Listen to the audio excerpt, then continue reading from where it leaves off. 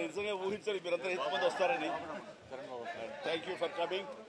ఈ రోజున నిజం చెప్పాలంటే చాలా చాలా ఆనందంగా ఉంది. 45 సంవత్సరాల సుదీర్ఘ ఈ కళా సేవకి కేంద్ర ప్రభుత్వం గుర్తించి ఈ పద్మ విభూషణ్ అవార్డు ఇవ్వటం నిజంగా చాలా ఆనందంగా సంతోషంగా ఉంది. సో భారత ప్రభుత్వానికి దానికి వెనకుండి ఈ అవార్డు రావడానికి కారణభూతులైన ప్రతి ఒక్కరికి నా హృదయపూర్వక ధన్యవాదాలు తెలియజేస్తున్నాను. అండ్ ముఖ్యంగా ఈ అవార్డు రావటం వెనుకాల నా కృషి, నా కళాసేవ ఈ సమాజానికి ఎంతో కొంత ఇతోధికంగా నేను చేసినటువంటి సేవలు ఇవన్నీ పక్కన పెడితే నన్ను గుండెలో పెట్టుకుని ఆదరించి ప్రేమించినటువంటి నా అభిమానులు, అలాగే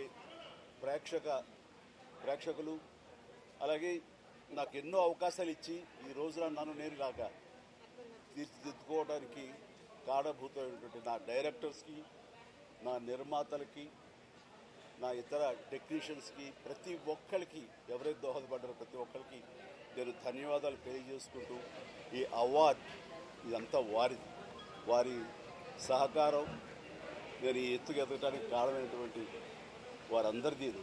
కాబట్టి ఈ సందర్భంగా మరొకసారి నా సంతోషాన్ని తెలియజేసుకుంటూ నేను ధన్యవాదాలు తెలియజేస్తాను. ఏమండి,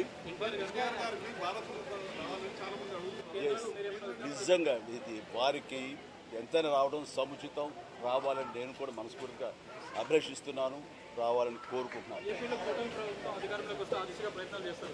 అది ప్రభుత్వ పరంగా చేస్తే కనుక త్వరితగతిన అది సహకారం అవుతుంది.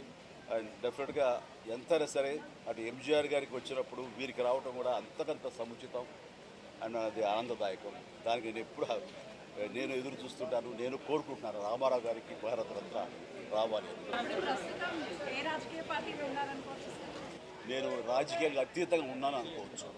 తర్వాత పిఠాపురానికి నేను వెళ్ళటం లేదని అది ముందుచ్చేది. ఇది మీడియాలో మీరు ఎందుకో స్పెక్యులేట్ చేశారు, అది మీరు పెంచి పోషించారు దానికి సమాధానం చెప్పాల్సిన అవసరం నాకు లేదు. నేను వెళ్ళటలేదు. బాబు, మా కళ్యాణ్ బాబు దాన్ని రమ్మని ఎప్పుడూ కోరుకోలేదు. నా కంఫర్ట్ వదిలేస్తాడు.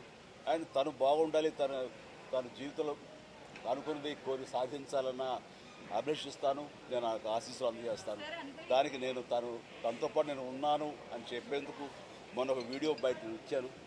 అండ్ ఖచ్చితంగా మా తమ్ముడి యొక్క అభివృద్ధిని, మా తమ్ముడు రాజకీయంగా ఎదగటానికి ఎప్పుడు మా కుటుంబ సభ్యులుగా మేము మనస్ఫూర్తిగా మనసావాచ కోరుకుంటాం.